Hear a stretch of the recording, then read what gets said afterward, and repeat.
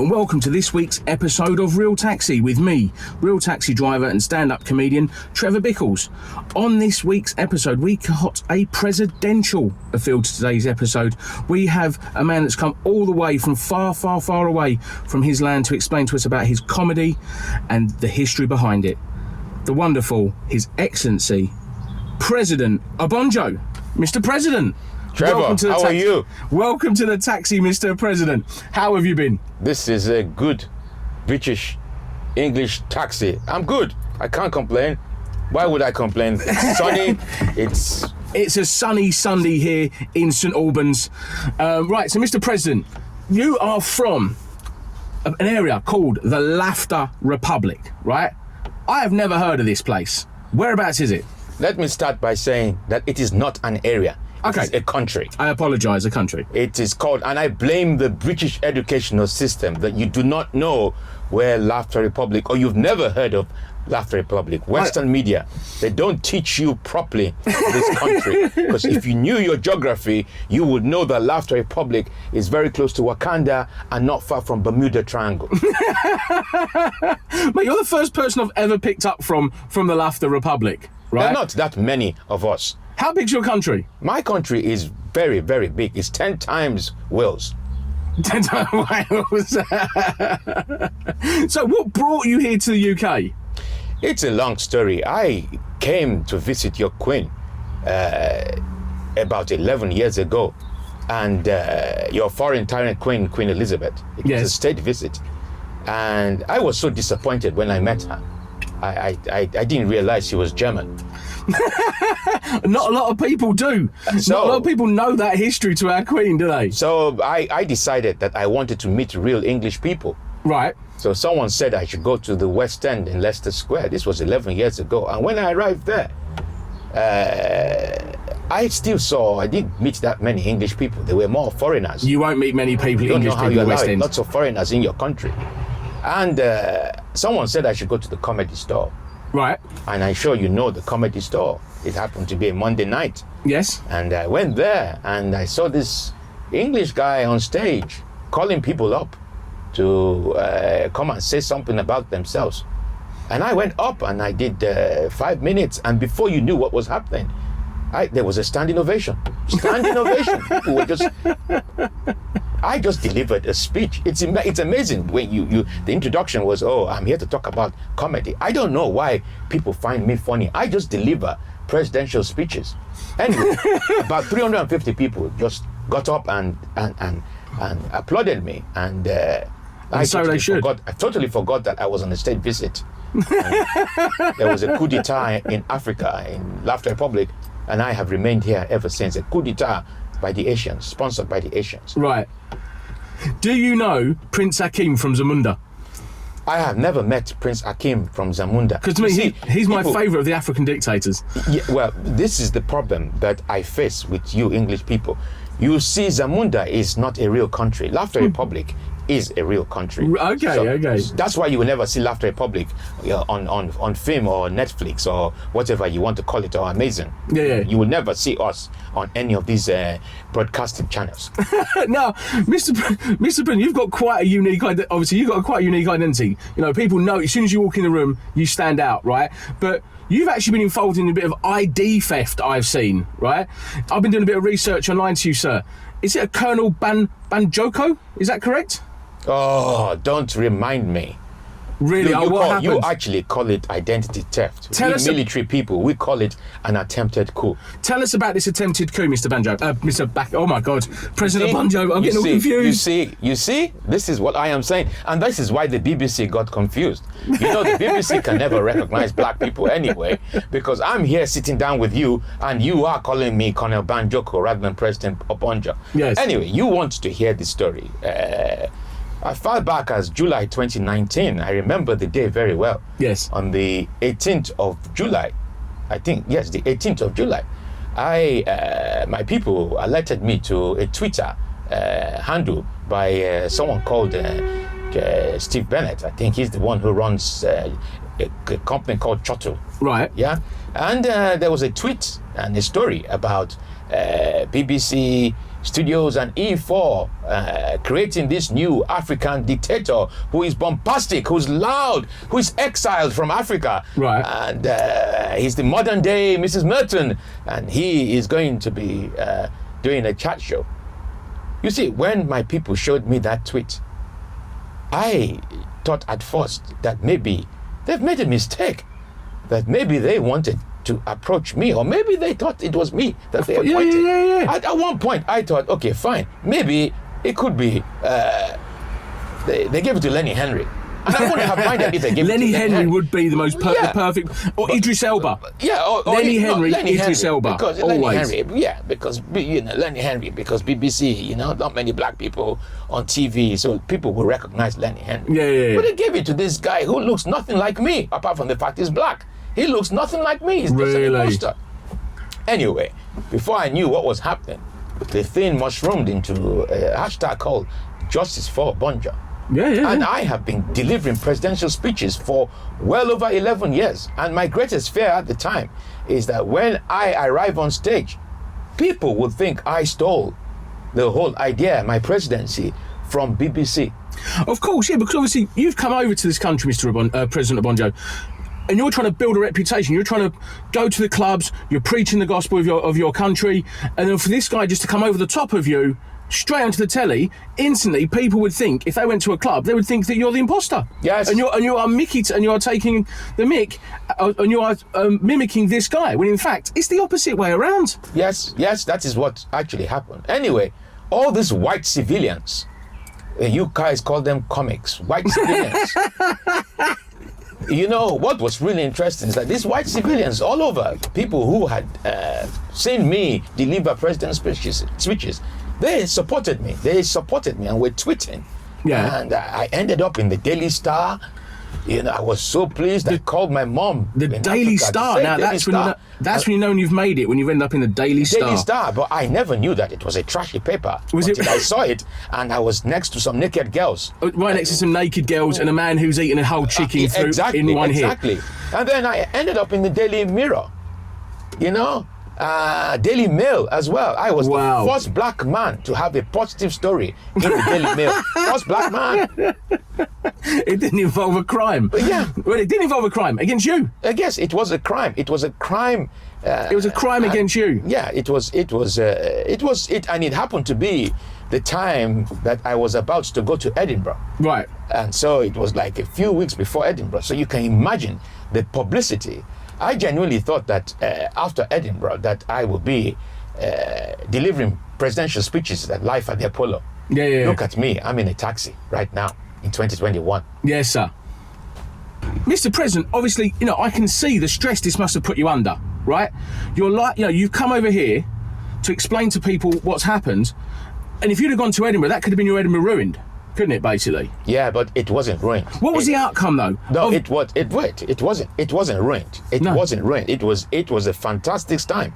All these other white civilian, you people call them comedians.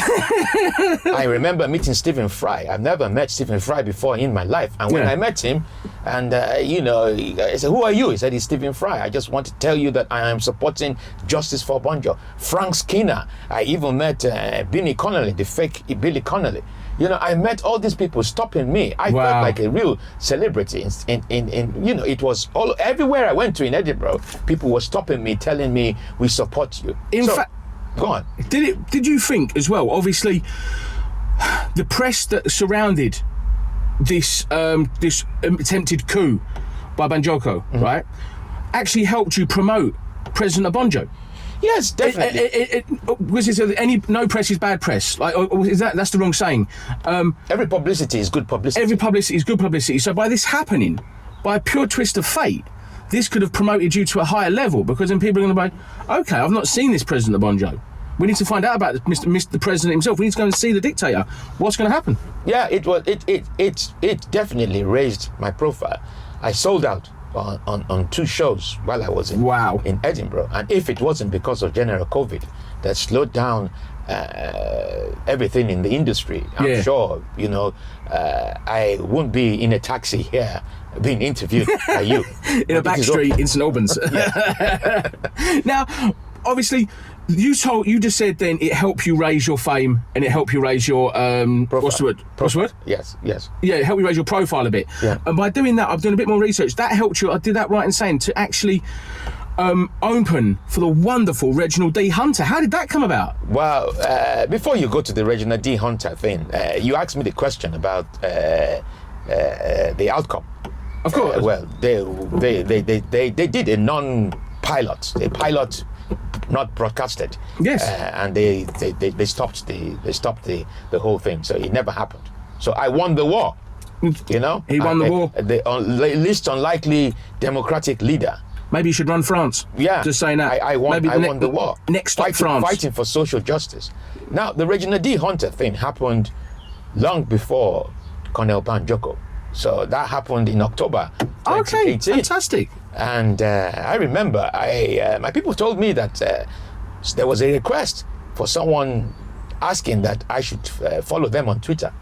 And you know, I can be quite, I don't even like Twitter. Twitter is full of people who complain. Twitter to me is just a big argument. But it's just a big argument. It's just one massive argument. Keyboard warriors. They want to change their government, but they just go on keyboard, but they don't know how to really change their government. Yeah. Anyway, cut long story short. So someone said I should follow Reginald D. Hunter because, or rather, no, not follow. I should get in touch with them. So I got in touch with them, and after I knew what's happening, I was told that Reginald D. Hunter wanted me to open for him, and I just thought, wow. This is, and you know what it's like, you white civilian comedians, you move up the comedy ladder, I had been in the finals of Natties in 2016, so there was momentum, I was just moving to a nice level. Rising, and then the highest bit was the opening for Reginald D. Hunter, and I said, yes, this is a great opportunity. And I remember a couple of things happened that day. Go for it, yeah, what happens? Aberdeen. When I arrived in Aberdeen, I got into the hotel and I saw my room. And I have to say to you, I was so excited. I was jumping on the bed, jumping and screaming. Yes, I have made it. I totally forgot that there was this cabinet. And I hit my head. Oh, no. I hit my head. No. And my mother always said to me that I was very, very clumsy. And I'm saying to myself, I have a gig, the most important gig in my life, and I have bumped my head. Oh, no. How am I going to deal with this? Am I still going to be able to do this gig? Because you never know. You might have to go into hospital. Yeah. But I just said to and I looked at my head and I saw the bump. The bump was swelling up. But I had this other hat, the Royal Artillery cap, so I covered it. I was in pain. And then I arrived at the gig. And I saw the man, Reginald D. Hunter, and I was in pain, but he didn't know. I wasn't going to tell anybody because if I told them, they might have cancelled. Exactly. No, we can't risk it. So as they say, you soldiered through it. Yeah. So I soldiered through it. Yeah, that's a good joke. That's the level of my comedy, people. That's the level of my comedy right there. Yeah. So I saw the man and we spoke. Hey, how you doing? Blah, blah, blah, blah, blah. And we spoke. And then he said, he whispered to me.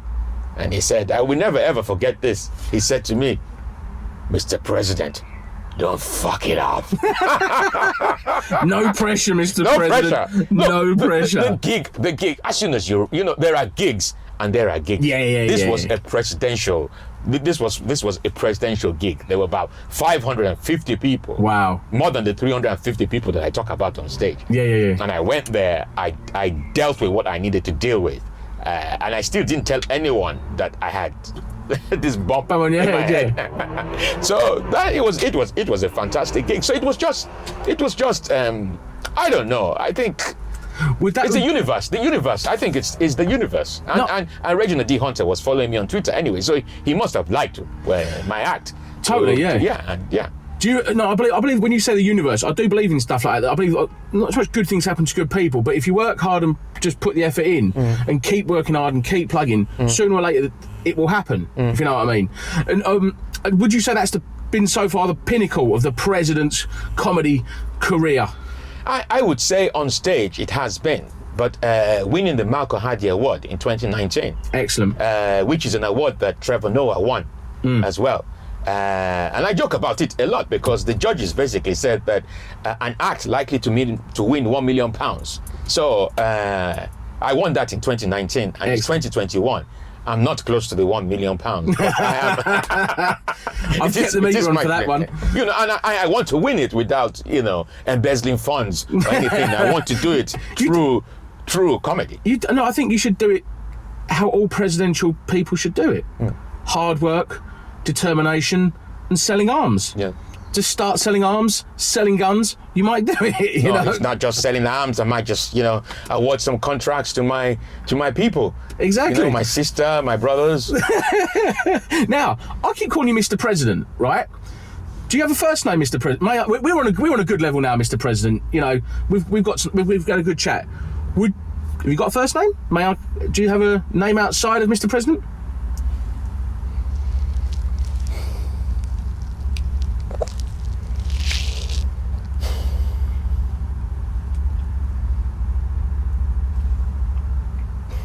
Trevor, I generally don't know how to respond to that because I feel frightened. Why is that? Because I don't want Mr. President to know I am here. My real name is Benjamin Bankole Bello. And when you talk about identity theft, the president has stolen my identity for the past 11 years. Do you feel the president's become a massive part of your life? He's sleeping with my wife. Sorry. Raising my kids. Yeah. Do you feel that Mr. President has taken over your social life, your whole life in general? Mr. President has taken over everything. It's really interesting how you have asked me that question. Because I remember in 2015, and that's why I wrote the show President Obonjo Stole My Identity. A comic came to me and basically said, I can't keep calling you Mr. President. What is your real name? Then it dawned on me that, wow, something's going on here. Yeah. I mean, Mr. President, so before life as a president, before he stole your identity, who was Ben? What was Ben's comedy life like? Ben had no comedy life. Ben was an artist. Really? I am an artist. What sort of artist? Abstract art. Wow. I was inspired by Jean Basquiat. I saw myself as an artist who painted abstract art and would one day die penniless, and then it's only when he dies that his paintings will be an investment. That still could happen. If you look at your career now and the way it goes, and if it's going one way and one way only, which it is, there might be a time when, let's just say your art, people sort of look past the act, past Mr. Obonjo, and see the art. It still could happen. I don't see how it's possible for Mr. President to allow me to go back to painting. Not so much going back, but what you've already created, if that makes sense. Yeah. What you've already created, in years to come, obviously, the higher you're going up that ladder, the bigger you're becoming. Let's just say when that day comes, and like you just said, the people remember your paintings. Who knows? Mr. President wouldn't even let me do straight stand-up. And really? I'm honestly, to perform as myself, he wouldn't even let me. It's Even just comedy promoters won't book me. just because they want. As soon as I say I'd want to perform as myself, Wow. that's that we want the president. Because he's become. You're right. He has become you, and he has stolen. That's such a sort of. We've gone around there, and he has stolen your identity. Yeah, He stole. there was no need.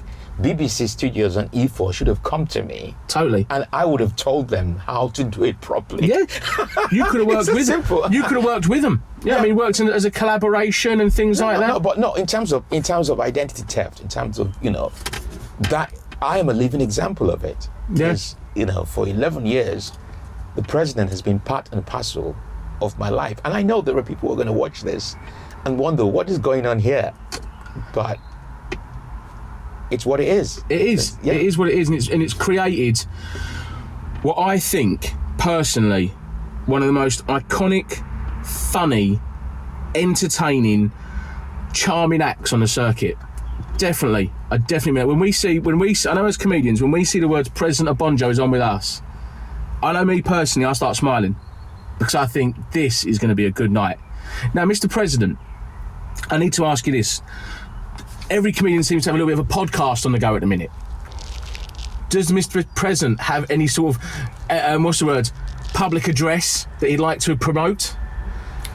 I have a number of things happening right now. Go on. I have my podcast, If Comedians Ruled the World. I still don't know why I called it If Comedians Ruled the World. Yeah. Because when I started, I had a number of comedians who came on the podcast. But I have extended it as an opportunity to also interview other people who are not within the comedy industry. And it really some really fascinating stories. So you can find it on Spotify, Apple. It's just something that I do to be creative, to get my message out there.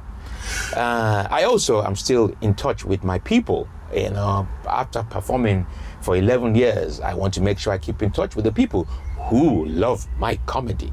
And most of them are going to be on trial tomorrow because they admitted because my fans are Laughter Republic citizens, and they admitted that they voted in the local elections. And you know that we do not believe in local. No. General elections. You don't do general elections. You just put someone in power. They have breached the values and principles of Laughter Republic, so they're on trial. I am going to be addressing them tomorrow. You just got to make. They've probably got a van load of votes somewhere as well. Yeah, on trial. I've reluctantly been on TikTok.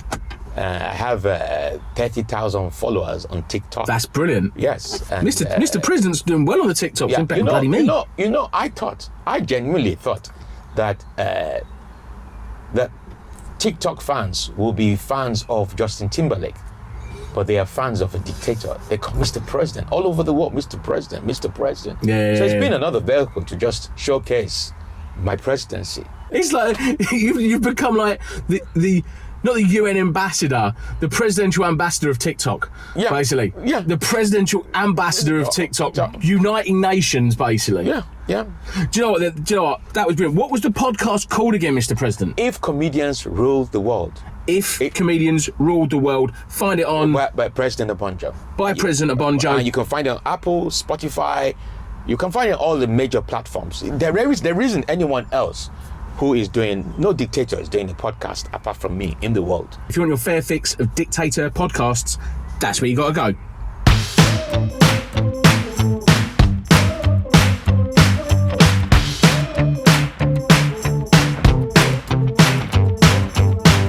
Thank you very much, Mr. President. Do you know what? That was fantastic. You're welcome. You're welcome, sir. Yeah. Fantastic. Now, it's that time for the show, the game that we all love to play. How much is that celebrity on Cameo? I've been on the website Cameo. I've picked 3 celebrities, and you have to tell me how much is that celebrity. Are we ready to play, sir? Yes. Fantastic. Now, we've got a bit of a leaderboard going now at the minute.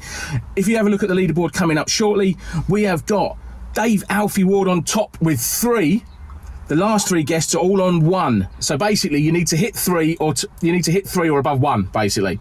Right? Are we ready, sir? Yes, I am ready. We're ready. Right, let's go. Now, the first act I've selected off of Cameo, we're both comedians, so I've picked a fellow comedian. It is Simon Brodkin, aka Lee Nelson. Now, is Simon Brodkin £29.50, £39.50, or £49.50? £39.50. He's gone straight in. No thought. Don't think about it, sir. I'm going to give Mr. President a chance here. No, £39.50. He's gone straight in at £39.50. The answer is £49.50.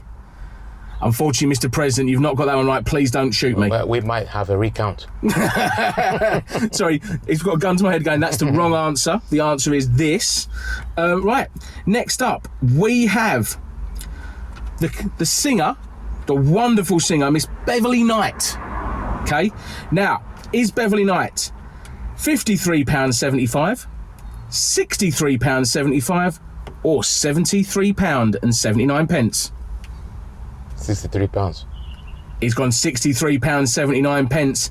I can feel the gun at the back of my head. The answer is £63.75, people. Mr. President, you've got one. Excellent. Excellent. I gave him the answer on that one because otherwise he'd kill me. And finally, I'm going to give you the choice. I'm going to give you the surnames. Tucker or Hart? Tucker. He's gone for Chris Tucker. Chris Tucker. Now, is Chris Tucker £650, £750, or £850? £850. He's gone in with £850. The answer is £750. Please don't shoot me, Mr. President. No, I'm not going to shoot you, but you know what is really interesting is I regard myself as a celebrity and I'm not on Cameo. We've got to sort that out. I think we need to get Mr. President Obonjo on Cameo. How much will I be worth? Mr. President Obonjo, I think you would easily be worth £2,000. Is Obama on it? Obama's not on it, no. Caitlyn Jenner is on it. I know that's close to royalty and presidential experience. Yes. Caitlyn Jenner's on it. Who else is on there? David Hasselhoff. If you're not on there, Mr. David Hasselhoff's on there. Why are you not on there, Mr. President? Yeah. Well, maybe your other presidents, other world leaders have their own. Mr. President, that was fantastic. And we're going to go straight into the final question. The question I love to ask all stand-up comedians. Mr. President, tell us about your worst or craziest gig experience. Mr. President. Wow. It has to be the craziest gig. It was about 3-4 years ago in a place called Portsmouth. Right. I don't know how someone would book me very close to the river when I can't even swim. But it was, you know what it's like. I don't know what it's like for you white civilian comedians, but I get really excited. I don't do any research when I'm told I've got a gig. Yes, I've got a gig. Right. I'm driving down there. I drove down there and I genuinely thought that the gig was going to be in some kind of theater. It was in an English pub. And I arrived not to show my disappointment because it was packed. I mean, it was really, really packed. But the gig was what you would call an unplayable gig. Right. Why is that? Explain to people in the audience, or people watching, I should say, what would you mean by an unplayable gig? There was no stage. There was no focal point. The stage was almost like a staircase. It was just unplay. Right. Because it was shocking. The day before I was in the theatre, so you can imagine. You've gone from a massive theatre, to a stairwell, to a stairwell as a stage, and all these people who were there, but they weren't sitting down. They were just all over the place, pepper potted, all over the place, but pepper potted. But then some of them were backing themselves, so you couldn't even see them. It was like, it's as if I had forced them to come and watch comedy. And I don't know whether you've seen me before, Trevor. No disrespect to all the other comics who came and performed. But I got there and I demanded that all the people in the pub face me so I could deliver my presidential address. Right. But what I did not know was that there were some nutters there. So I started performing. It was Portsmouth. And before I knew what was happening, 15 minutes into my set, I have never been heckled by someone who does a somersault in front of me. This guy just approaches me. I thought he wanted to attack me. My bodyguards were nowhere to be found. They'd done a runner. He just comes towards me. And then he says, Mr. President, you are brilliant. And then somersaulted and landed on his back. Right, okay. I didn't get up for a few minutes. I thought the guy was bloody dead. So what else happened at this gig? And obviously you've got people not really listening. You've got a somersaulting guy. You're on a stairwell. I'm on a stairwell. So this guy was literally, I thought he was dead. And I said to myself, what would I do? I'm used to seeing people dead. get on with the gig. So we got on with the gig. I call it crazy because I thought at one point he was going to attack me, but then he just somersaulted. And then the way some of them were looking at me, I really had to work really hard. Really? To really get them on my side. Did they just totally not get, like... It wasn't not get. It was more like, what the hell? What on God's green earth is have he they brought? doing in a uniform? Who hasn't earned any medals? Of course, because you're down in Portsmouth. Now, obviously, Portsmouth being a Navy, Army area. Jesus, of course, yes. Yeah. So it was clear that they probably saw me as a Walter Mitty, stolen valor. And almost like showing a bit of disrespect, I should imagine, as well. Showing a bit of disrespect to the British my Army. God. And I get this a lot, and I always say to myself, it is okay for the likes of Stephen Fry and Mr. Bean, Rowan Atkinson, to wear a uniform and do all these sitcoms that they do on TV. Yeah. But it's not okay for a black man to wear a uniform. So I could feel the tension between me and two of these. Apparently, they were ex-army soldiers. They were really, really angry. So there was a lot of tension there. Wow. I can picture it now. Basically, you're on a stairwell in a rough pub in Portsmouth. Obviously, very sort of... Some of these people probably been in the army or the navy. Yes. See this guy turn up in a uniform, they must have thought, is he taking a piss? Yeah, and is he taking a piss out of us? And asking them to stand up and pledge allegiance to me. So that was the craziest gig. How did it end? Well, it was a standing ovation, my friend. I'm not being deluded. This is why he's the president of comedy. It was filmed. It was so filmed that the next day the video almost went viral because the promoter said he's never ever seen anything. They filmed when he somersaulted and landed on his back. And nobody helped him. And then he just got up as if nothing happened.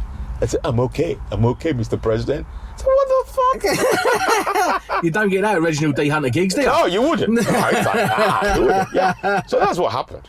That is an absolutely brilliant story. I can just picture it now. I can just picture this rough pub and you walking in and almost like the music scratching. Yeah. And everyone just kind of going... That's the craziest gig. But the worst gig was when I first started it about 11 years ago. Another that like I said, I didn't do any research. I was just told there was a gig in Romford, and it happened to be a gig where I had that day. I had 3 gigs, so I was bouncing. It was a treble, moved from one place to the other. And I arrived in Romford, another place with a snooker table, TV on, people not knowing that there's comedy, but you're forcing them to come and watch comedy. They're the worst gigs. In my opinion, they're the worst gigs as well. And then there was this old woman who kept looking at me, would not smile and kept looking at me. She was part of the audience. After my show, after the gig, she just came to me and said, you should not be wearing this uniform. You should not be wearing this uniform considering what happened in Kenya. So in Kenya? Yeah, I'm wondering what happened in Kenya. Wow, she's digging out the past there, isn't she? She could have said World War I, World War II, Boer War. No, Kenya? Yeah, so I'm saying, why are you blaming me for what's happened in Africa? But it was that time when they had a terrorist attack in Kenya.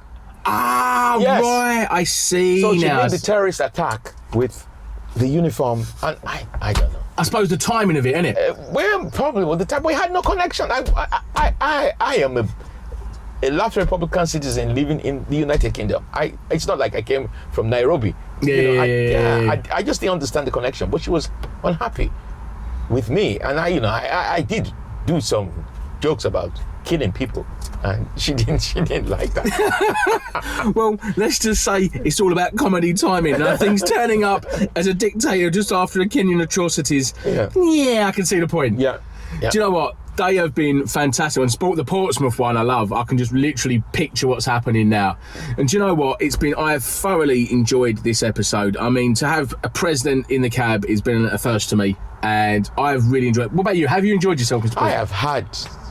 I have had a fantastic time. Thank you ever so much. Thank you, Trevor. And that's it, been all from us. At the end of the show, you will see President Obonjo and all of his social media links, so jump on them, jump on his podcast. And once again, thank you ever so much for watching. It's been absolutely fantastic. I'll leave you how I leave every episode. Guys, stay safe and be lucky.